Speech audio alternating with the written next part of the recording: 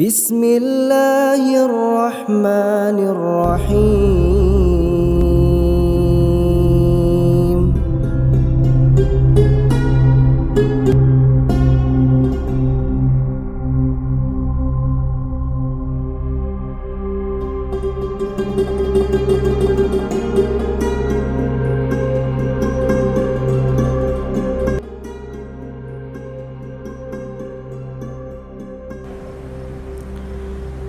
Umar bin Khattab radhiyallahu an ma'ruf adalah satu di antara orang yang mendapatkan jaminan masuk surga dari 10 sahabat yang disebutkan dalam satu redaksi hadis.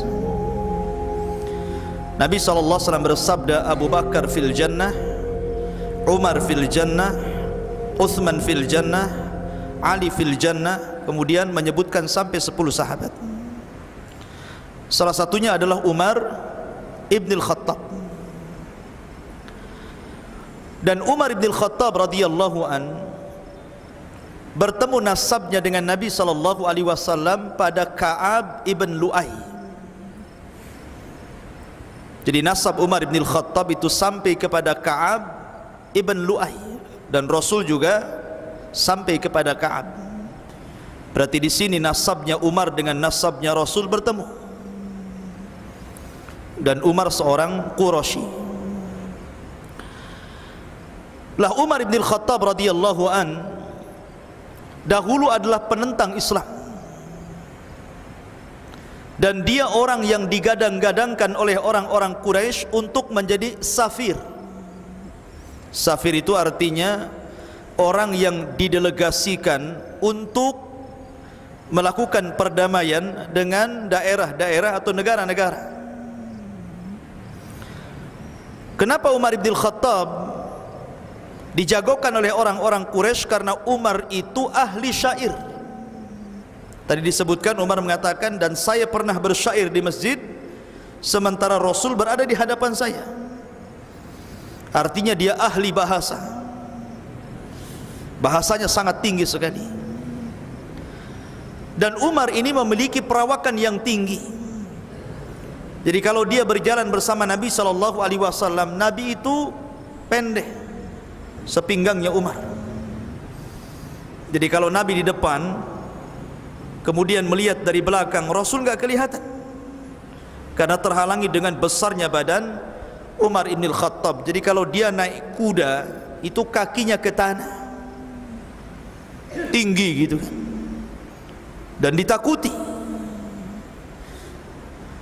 Lah Umar bin Khattab ini mencatat sejarah dalam Islam. Ketika para sahabat Nabi SAW ketakutan di awal dakwah Rasul, ketika Umar bin Khattab masuk Islam, mereka jadi berani. Kenapa? Karena ada backingnya. Kalau ada yang macam-macam, lapor sama Umar. Dulu tidak ada orang yang berani sholat di sekitar Ka'bah. Tapi setelah Umar masuk Islam, mulailah para sahabat berani sholat di sekitar Ka'bah. Bahkan ketika masuknya Islam Umar bin Khattab, tidak ada satupun para sahabat yang berani berdakwah terang-terangan. Kemudian Umar minta izin dan mengatakan, ya Rasulullah, alasna alal haq Rasul, bukankah kita di atas kebenaran? Kenapa kita tidak menjaharkan dakwah kita? Kata Nabi SAW, pelan-pelan wahai Umar, ada waktunya. Tapi Umar terus memaksa kepada Rasul sehingga Rasul mengizinkannya. Setelah Nabi SAW mengizinkan Umar untuk mendakwai orang-orang Quraisy secara terang-terangan, maka dia menggedor rumah-rumah para pembesar Quraisy, termasuk Abu Jahal. Datang dia ke rumah Abu Jahal, digedornya pintunya. Ketika dibuka oleh Abu Jahal, kaget. Kenapa? Karena di hadapannya Umar bin Khattab, ma'ruf. Siapa Umar bin Khattab? Kemudian dia mengatakan, wahai Amr, maksudnya Amr bin Hisham Abu Jahal, sesungguhnya ana ala millati Muhammad, saya berada di atas agama Muhammad. Kata Abu Jahal, mustahil. karena tahu bahwa Umar itu paling dahsyat bermusuhannya dengan Rasul dan para sahabat. Tapi hidayah datang dari Allah Subhanahu wa taala. Tapi Umar meyakinkan bahwa dia telah masuk Islam. Ketakutan Abu Jahal, ditutupnya pintunya. Kemudian dia datang ke pembesar yang lain, digedor lagi. Setiap pintu digedornya dan diberitahu bahwa saya sudah masuk Islam. Sampai akhirnya ketika dia berjumpa dengan para pemuda Quraisy, kemudian dia mengiklankan bahwa dia telah masuk Islam. Oh, dikeroyok Umar. Dan yang memulainya adalah Uqbah bin Abi Mu'aid. Pukulnya Umar. Umar ini kuat, dikeroyok sama orang ramai dari siang sampai tenggelam matahari, terus berkelahi, gak berhenti-berhenti ya. Dan tidak kalah, Masya Allah. Coba antum kelahi dari siang sampai sore, kan lemas antum, apalagi dikeroyok gitu kan. Ini datang lagi, ditantang sama dia, sampai dia mengatakan, kalau aku masih tetap di Mekah, ku usir kalian semuanya. Makanya wajar kalau Umar disebut Al-Faruq, yang membedakan mana yang hak dan mana yang batil. Adapun keislamannya, pada awalnya Umar bin Khattab radhiyallahu an terenyuh dengan seorang wanita, Ummu Abdillah radhiyallahu anha. Ketika sebagian kecil para sahabat melakukan hijrah pertama kali kemana? Ke Habasyah, belum ke Madinah. Karena hijrah ke Habasyah itu 2 kali, baru ketiganya ke Madinah. Jadi banyak para sahabat, baik yang laki-laki ataupun perempuan, mereka berani meninggalkan hartanya, berani meninggalkan keluarganya, berani meninggalkan Mekah yang selama ini ditinggalinya, hanya karena memperjuangkan agama Rasulullah sallallahu alaihi wasallam. Dari situ Umar berpikir, kuat sekali pengaruh Nabi sallallahu alaihi wasallam kepada para sahabat ini sampai kepada wanita. Dari situlah ikhwatu fiddin dimuliakan Allah azza wajal, ketika suatu ketika Umar bin Khattab dihabari dengan sesuatu yang tidak enak tentang Rasul sallallahu alaihi wasallam, marah dia. Diambil pedangnya, kemudian dicari Nabi sallallahu alaihi wasallam yang ketika itu berada di rumah Arqam bidaril Arqam. Berangkat Umar, di tengah jalan berjumpa dengan kawannya. Kemudian kata kawannya, ya Umar, ila aina tadhhab, mau kemana kau pergi? Dia mengatakan, li aqtula Muhammadan, aku hendak membunuh Muhammad. Maka kawannya mengatakan, ya Umar, maukah ku habarkan dengan berita yang lebih besar daripada engkau membunuh Muhammad? Kata Umar, apa itu?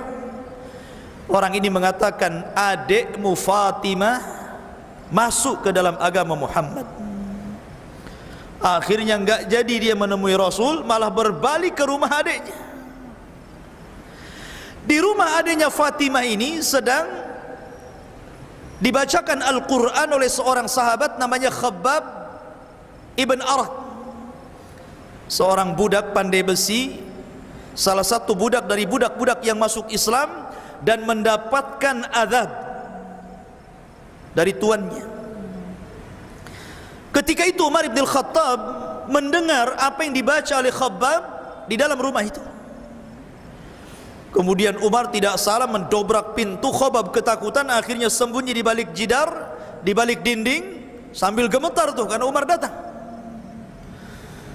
Tiba-tiba kemudian Umar tidak basa-basi langsung memukul adiknya dan suaminya, Sa'd bin Zaid. Tapi Umar ini punya hati yang rahim, tidak tega ketika adiknya tersungkur gitu kan. Namanya adiknya dipukul, otomatis ada perasaan sayang. Ketika itu di tangannya ada lembaran-lembaran Al-Quran, karena saat itu Al-Quran belum dibukukan, masih berupa lembaran-lembaran yang dicatat. Umar memaksa untuk mengambil lembaran itu, tapi tidak dikasih dan mengatakan, anta najis, kamu itu najis, kalau mau megang ini mandi dulu sana. Akhirnya kemudian Umar bin Khattab pun mandi, kemudian diserahkan lembaran itu. Pertama kali ayat yang dibaca adalah suratul Toha. Toha ma anzalna alaikal qur'ana litashqa illa tadhkiratan liman yahsha. Taha, tidaklah Al-Quran Allah turunkan untuk mencelakakan manusia. Dia hanyalah tadhkiratan liman yahsha, sebagai pengingat bagi orang-orang yang takut kepada Allah. Umar itu ahli bahasa, ahli syair. Ketika melihat untayan-untayan bahasa Al-Quran yang sangat tinggi sekali, barulah hidayah masuk ke dalam sanubari hati Umar ibn Khattab. Dan itu menunjukkan pengaruh Al-Quran, ikhwan. Quran itu punya pengaruh yang hebat, luar biasa. Akhirnya kemudian Umar ibn Khattab radhiyallahu anhu langsung mengatakan, dullani ala Muhammad, tunjukkan di mana Muhammad. Maka ketika itu Khabbab bin Arad baru keluar itu, karena melihat Umar sudah reda.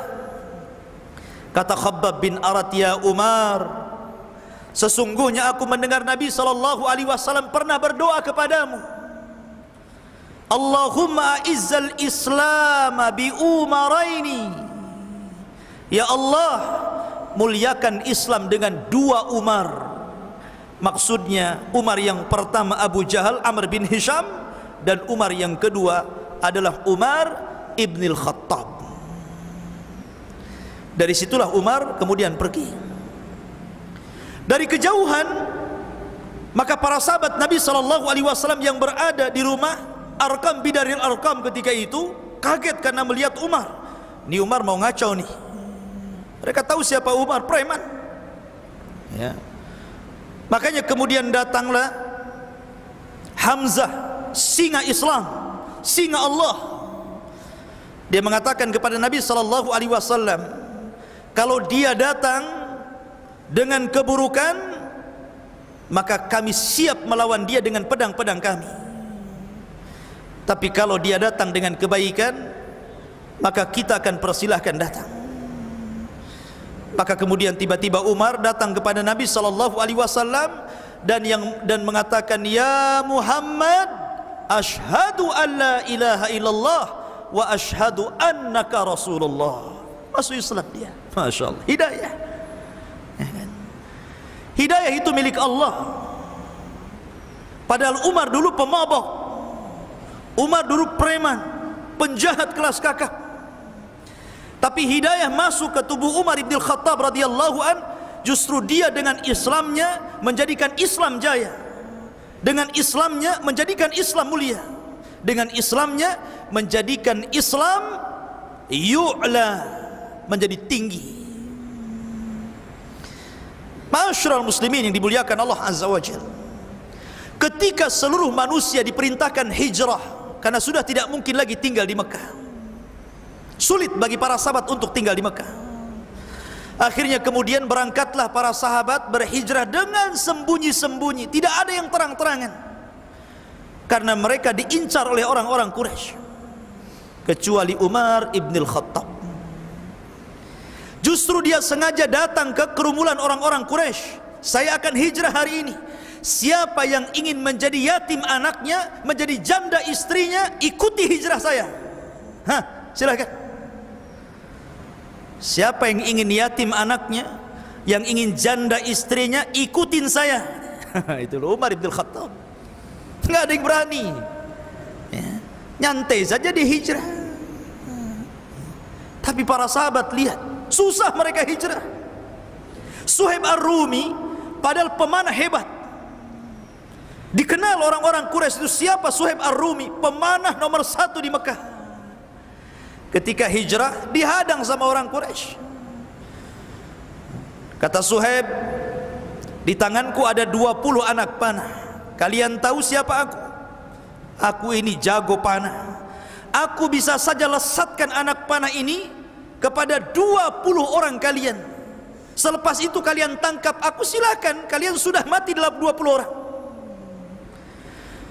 Kemudian orang Quraisy mengatakan, ya Suhaib, ataina su'lukan. Wahai Suhaib, dulu kau datang miskin ke Mekah, sekarang kau kaya. Kau mau ngambil kekayaanmu dibawa ke Madinah? Tidak bisa. Kata Suhaib, ya sudah, gini saja, kutunjukkan seluruh kekayaanku, ambil, biarkan aku hijrah. Akhirnya sepakat hijrah dia tanpa harta, orang kaya. Kekayaannya diserahkan semuanya. Sampai di Madinah dicerita kepada Rasul.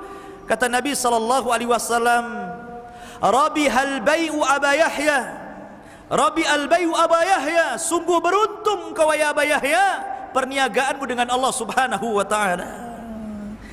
Ini sahabat Umar enggak gitu, enggak ada yang berani ngadang dia, karena jagonya Umar bin Al-Khattab. Masyarul muslimin, sesampainya Umar di Madinah, maka Umar itu orang yang paling pemberani dalam setiap peperangan dan jihad.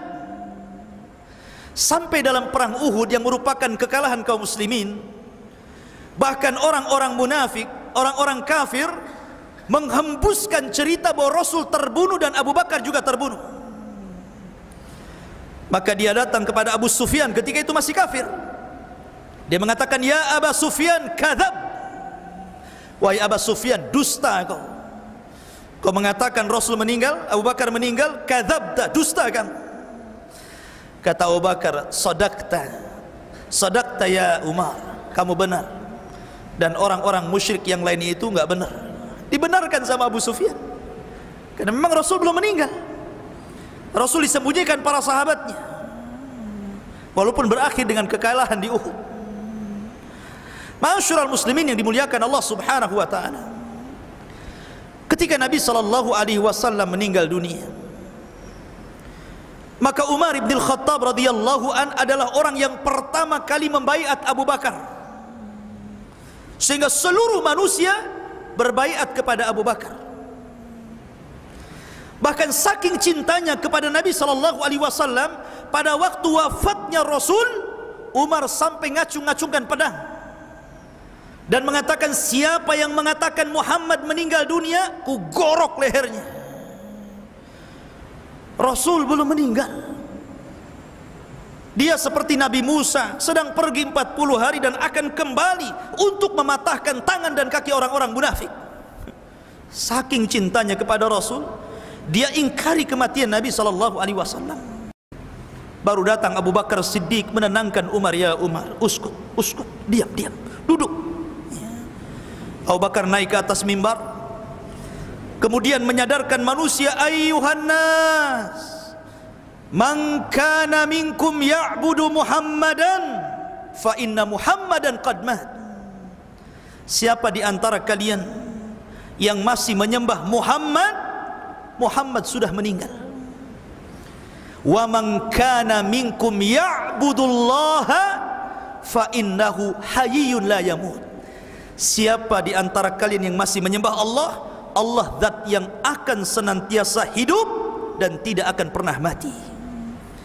Kemudian membacakan ayat yang kata Abdullah bin Abbas radhiyallahu an, seolah-olah ayat itu baru turun ketika itu, padahal ayat ini sudah turun lama.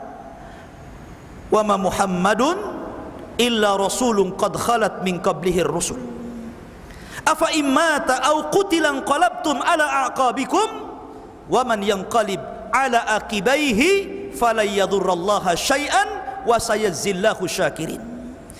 Tidaklah Muhammad itu melainkan sama dengan rasul-rasul yang lainnya, dia pun meninggal. Apakah kalau dia meninggal atau terbunuh, kemudian kalian akan lari kembali ke belakang kalian murtad? Artinya siapa yang kembali ke belakang kalian murtad dari agama Islam tidak memadaratkan agama Allah sedikit pun, karena Allah hanya akan membalas siapa dari hambanya yang bersyukur kepada Allah Subhanahu wa ta'ala. Barulah Umar tenang. Baru setelah itu heboh permasalahan kepemimpinan, maka Umar langsung berbaiat kepada Abu Bakar. Seluruh manusia berbaiat kepada Abu Bakar Siddiq radhiyallahu anhu. Ketika di perang Yamamah, ketika Abu Bakar melawan orang-orang murtad, orang-orang yang mengaku Nabi, Musailamah Al-Kadzab mengirim pasukan banyak Abu Bakar. Dipimpin oleh siapa? Dipimpin sendiri. Karena ketika itu pasukan berpecah jadi dua. Karena sebelum Nabi SAW wafat, Rasul itu sudah mempersiapkan satu pasukan besar untuk melawan Romawi, dipimpin oleh anak muda yang masih belia, Usamah bin Zaid. Jadi ketika Abu Bakar hendak memerangi nabi-nabi palsu, dia tidak mau menggunakan pasukan yang sudah disiapkan Rasul oleh Usama bin Zaid. Dia buat pasukan sendiri. Dia berperang melawan nabi palsu. Dalam peperangan ini, dalam perang Yamamah ini, banyak qurra'ul Quran, para pakar-pakar Al-Quran tumbang dan syahid. Akhirnya Umar kekhawatiran terhadap hilangnya Al-Quran. Lihat bagaimana Umar. Ini para qurra Al-Quran banyak yang meninggal nih. Ini kalau dibiarkan, maka Al-Quran akan dilupakan oleh manusia. Maka dia mendesak kepada Abu Bakar untuk membukukan Al-Quran, mengumpulkan lembaran-lembaran Al-Quran yang dicatat oleh para sahabat Rasul, dikumpulkan jadi satu supaya Al-Quran terjaga. Bagaimana hirsnya, perjuangan Umar untuk mengumpulkan Al-Quran, mendesak Abu Bakar karena dia Amirul Mukminin. Akhirnya Abu Bakar pun mau, akhirnya mengumpulkan lembaran Al-Quran sampai menjadi mushaf. Tapi belum mushaf resmi, karena resminya di zaman Utsman, ya kan? Lah ketika Abu Bakar meninggal dunia, maka Abu Bakar Siddiq radhiyallahu an berwasiat kepada Umar ibn Khattab agar dia menggantikan dirinya. Jadi kepemimpinan Umar itu wasiat dari Abu Bakar.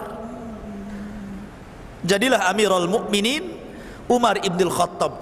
Satu-satunya gelar Amirul Mukminin adalah Umar ibn Khattab. Amirul Mukminin ini gelar kepada Umar karena Abu Bakar belum digelari Amirul Mukminin. Amirul Mukminin ini hanya digelari kepada Umar ibn Khattab. Ya wajar, karena kepemimpinan Umar ibn Khattab ini membuka Islam lebar-lebar. Mesir ditaklukkan sampai kepada perang Qadisiyah. Persia jatuh ke tangan kaum muslimin sampai kepada kuncinya Baitul Maqdis diserahkan kepada Umar ibn Khattab oleh pembesar keagamaan mereka. Masya Allah, luar biasa. Dan Umar ini ikhwan dikenal dengan ibadahnya, mudah menangis. Dulu dia orang yang sangat keras, tapi belakangan orang yang sangat lembut, mudah menangis, tidak lepas daripada puasa dan qiyamul lail, sampai matanya cekung dan ada garis hitam karena banyaknya menangis, sampai di matanya ada jalan air mata khusus, sampai ada jalannya. Begitulah Umar ibn Khattab radhiyallahu anhu. Sampai suatu ketika Umar ibn Khattab berjalan dengan pembantunya. Di tengah jalan dia berjumpa dengan nenek yang sangat tua, renta. Tiba-tiba wanita ini memanggil Umar dengan tidak sopan. Tidak sebagaimana orang memanggil Amirul Mukminin, tidak. Justru dia mengatakan, "Ihi ya Umair, ihi ya Umair." Bukan Umar tapi Umair. Dalam bahasa Arab Umair itu dari kata fu'ail, isim tasghir, mengecilkan orang, merendahkan orang.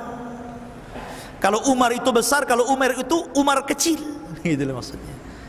Kalau Salman itu besar, kalau Sulaiman itu Salman kecil, gitu maksudnya. Kalau kitab itu besar, kalau kutub itu kitab tipis. Iya Umair, dulu aku melihat engkau bermain-main di pasar Ukat, katanya kan. Sekarang kau sudah jadi Amirul Mukminin, ittaqillah ya Umair, katanya. Bertakwalah engkau ya Umair. Subhanallah. Wanita tua nasihati Umar. Marah ini pembantunya. Kemudian menasihati wanita itu dan mengatakan, wahai nenek, di hadapan kamu Amirul Mukminin, ta'addabi, beradab, berakhlak. Tapi Umar bin Khattab mengatakan, wakhir, biarkan dia. Kamu tahu siapa dia? Kamu tahu siapa dia? Kata Umar. Dia adalah satu-satunya wanita yang didengar pengaduannya oleh Allah Subhanahu wa ta'ala. Dialah Haulah bintu Hakim yang diturunkan satu surah Mujadilah karena pengaduannya kepada Allah Subhanahu wa taala. Ketika itu Umar menangis. Menangis bersyukur kalau dia dinasihati oleh seseorang agar dia terus bertakwa kepada Allah Subhanahu wa taala. Masya Allah. Inilah seorang pemimpin. Kalau dikritik bersyukur. Ini tidak bisa orang mengkritik pemimpin besoknya ditangkap. Ya. Ma'asyiral muslimin yang dimuliakan Allah Subhanahu wa taala. Bahkan Umar ibn Khattab ini setiap malam dia selalu berjalan. Ya. Berjalan melihat rakyatnya. Belusukan bahasanya. Kemudian Umar ibn Khattab suatu malam melihat ada satu rumah seluruhnya gelap, ini rumah terang. Kemudian dihampiri rumah itu. Kemudian rupanya ada percakapan seorang wanita tua dengan anak gadisnya, bercerita tentang bisnis menjual air susu. Kata neneknya, kata ibunya, wahai anakku, besok kita akan jualan. Baiknya kita campur susu ini dengan air biar untungnya banyak. Artinya orang yang curang itu sudah ada sejak zaman Umar. Apalagi zaman sekarang ya. Zaman itu kalau curang sembunyi-sembunyi. Zaman sekarang kalau curang terang-terangan, ganjelannya itu nampak itu loh di timbangannya. Ini apa ini? Ah, kayak gak tahu saja katanya. Umar berada di samping rumah itu. Kata anaknya, kata anak gadisnya, wahai ibuku, Umar melarang, peraturan negara tidak boleh curang dalam berdagang. Subhanallah, Umar menerapkan tidak boleh curang dalam berdagang. Kalau kepala negara kayak gini kan enak. Tidak boleh curang dalam usaha, harus jujur, tidak ada riba. Mantap tuh kalau pemimpin kayak gini. Kemudian ibunya mengatakan, Umar kan tak tahu. Dia nggak tahu kalau Umar di samping rumah dia. Tapi gadis ini cerdas mengatakan, ya, Umar memang tidak tahu wahai ibuku, tapi Umar punya Tuhan, dan Tuhannya Umar juga Tuhan kita. Dia melihat kita. Akhirnya Umar takjub, Masya Allah, di zaman itu Umar saja takjub kok ada orang jujur. Coba, orang jujur di zaman itu Umar sampai takjub, apalagi di zaman sekarang kan. Di zaman sekarang kalau ada orang jujur itu pasti dikatakan gila. Ya enggak? Pasti gila itu orang itu. Gila orang itu katanya. Coba saja. Kadang-kadang kalau orang ngasih kembalian itu sengaja struknya digedein tuh. Kan gitu kan. Sengaja itu dibuat curang tuh struknya kan. Kadang-kadang labelnya lain, ketika dikasih lain. Keluar lain lagi gitu kan. Subhanallah. Ya. Kadang-kadang lupa tuh mengambil kembalian, sengaja nggak dikasih. Ya. Artinya orang jujur saja membuat takjub Amirul Mukminin. Makanya dia pulang mengumpulkan seluruh anak laki-lakinya dan mengatakan, siapa di antara kalian yang mau kawin? Oh, Qasim bin Umar mengatakan, saya pak, katanya. Sini. Di sana ada perempuan hebat, kawin dengan dia kamu. Harusnya gitu orang tua ya. Antum arahkan anaknya, cari gadis-gadis yang soleha. Nak, kawin sama dia ya. Kata anaknya, nggak bisa pak, sudah dapat di Facebook katanya. Ya. Itulah Umar ibn Khattab memperhatikan bapaknya, anaknya. Akhirnya nikahlah Qasim ibn Umar. Lahirlah orang yang luar biasa sepanjang sejarah. Dikenang kepemimpinannya Umar bin Abdul Aziz. Subhanallah. Itulah Umar ibn Khattab. Bahkan ketika Umar ibn Khattab dahulu di zaman Abu Bakar, kapolrinya itu adalah Khalid ibn Walid. Pimpinan kepolisiannya itu Khalid ibn Walid. Karena Abu Bakar cerdas. Abu Bakar itu cerdas, mampu memposisikan seseorang pada posisinya. Dan itu dipuji oleh Umar setelah kematiannya. Ketika dia menjabat menjadi khalifah, dipecat kapolrinya ini. Khalid bin Walid dipecat, diganti oleh Abu Ubaidah Ibnul Jarrah. Bukan tidak ada alasan. Umar punya alasan, karena orang-orang itu terlalu yakin dengan Khalid. Kalau peperangan dipimpin Khalid pasti menang, itu masalahnya. Kata Umar, di bahaya tauhid orang ini. Ini orang-orang akan tawakalnya bukan kepada Allah tapi kepada Khalid. Maka Umar ingin supaya orang-orang ini selamat tauhidnya, supaya tidak bergantung kepada Khalid lagi dalam peperangan, tapi bergantung kepada Allah. Diganti kapolrinya itu. Naiklah Abu Ubaidah ibnul Jarrah. Begitu Umar.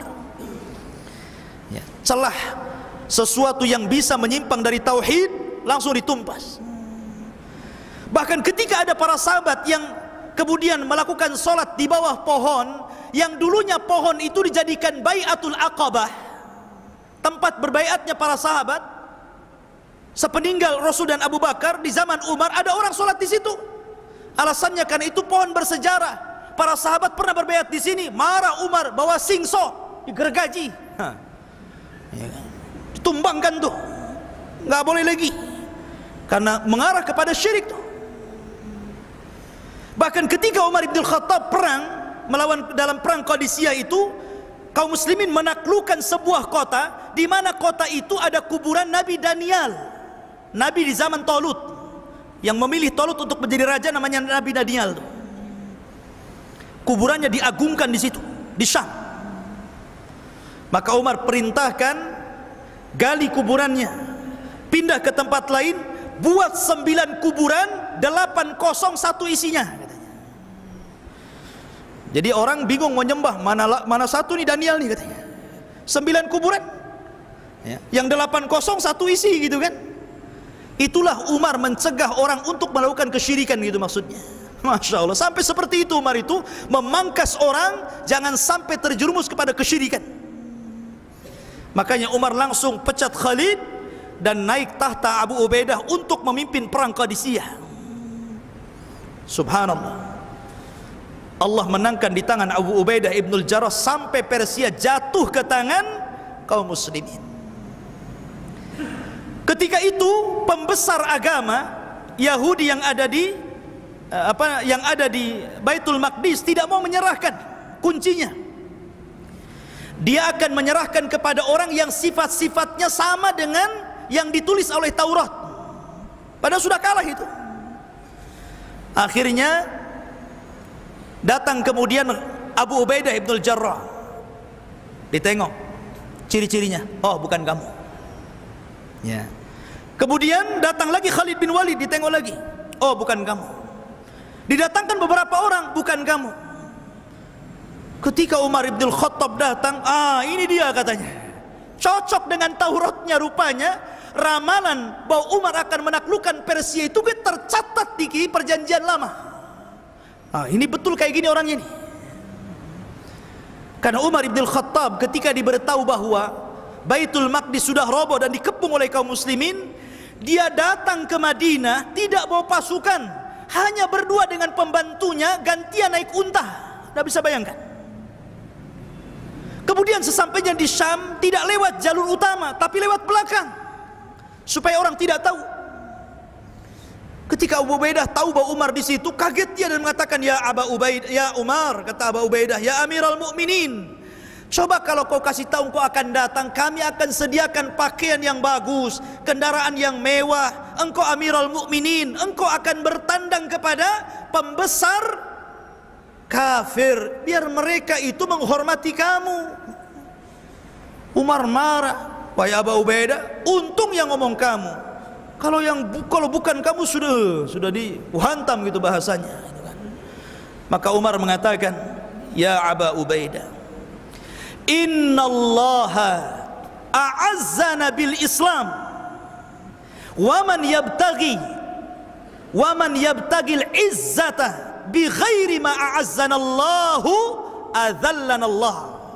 Hei Abu Ubaidah, kita ini mulia karena Islam, bukan karena yang lain, bukan karena pakaian, bukan karena unta, bukan karena kuda, bukan. Kita ini mulia karena Islam. Maka siapa yang mencari kemuliaan bukan karena Islam, maka Allah Subhanahu wa ta'ala akan hinakan dia. Biarkan aku seperti ini. Jadi dia datang kepada pembesar kufar itu membawa pakaian yang dibawa dari Madinah. Coba bayangkan, berhari-hari seperti apa pakaiannya itu. Tapi Umar tidak memandang itu sebuah kemuliaan. Dia datang, diambil kuncinya. Kemudian Umar mengumpulkan kaum muslimin. Kita sudah menangkan peperangan ini.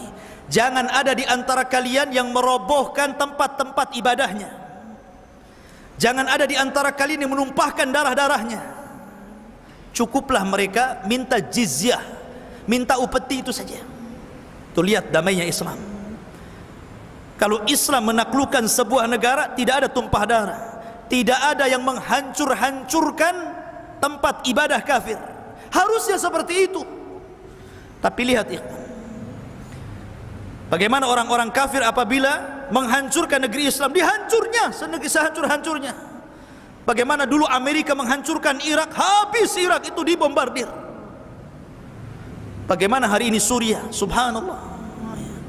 Masyurul muslimin yang dimuliakan Allah Azza wa Jalla.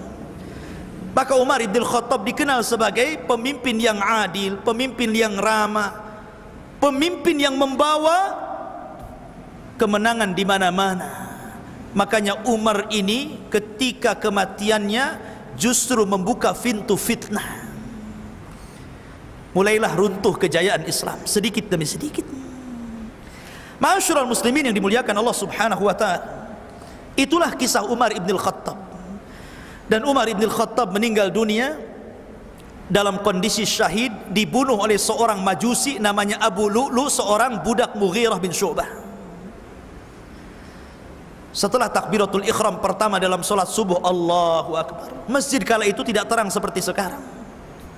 Abu Lu'lu sudah membuat pisau bermata dua, dilumuri racun.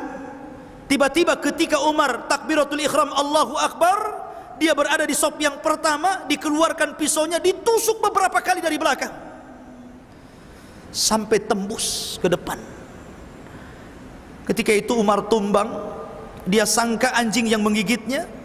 Karena tidak tahan darah banyak keluar, dia lemas, kemudian tumbang. Solat pun digantikan Abdurrahman bin Auf. Dia pun diangkat ke rumah. Setiap diberi obat, keluar dari bekas lukanya, nampaknya Umar sudah tidak tertolong lagi. Kemudian setelah ditanyakan siapa yang membunuhku, maka orang-orang mengatakan Abu Lu'lu al-Majusi. Dia memuji Allah, alhamdulillah katanya. Alhamdulillah katanya Umar. Orang yang membunuhku adalah orang yang belum pernah sujud dan ruku walaupun sekali. Dan itu adalah prediksi Nabi SAW ketika berjalan di Bukit Uhud bersama Abu Bakar, Umar dan Utsman. Kemudian Bukit Uhud tiba-tiba bergetar. Kata Rasul, diam wahai Uhud, di atas engkau ada Siddiq, maksudnya Abu Bakar, dan Syahidaini, ada dua orang yang kelak mati syahid, Umar dan Utsman bin Affan. Taib, itu Umar ibn Khattab.